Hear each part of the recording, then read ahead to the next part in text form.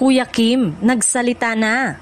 Ilang araw na rin ang biglaang pagkawala ng content creator at anak ni Kuya Kim na si Eman Atienza.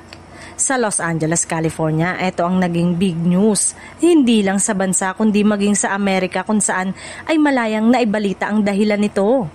Sa ngayon ay wala pang alam na pinagbigyan ni Kuya Kim ng interview.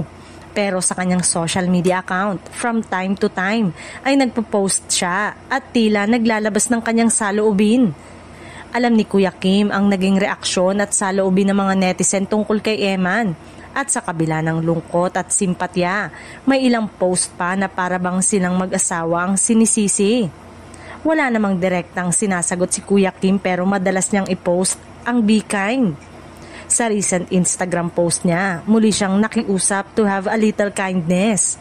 And those who were seen dancing were thought to be insane by those who could not hear the music.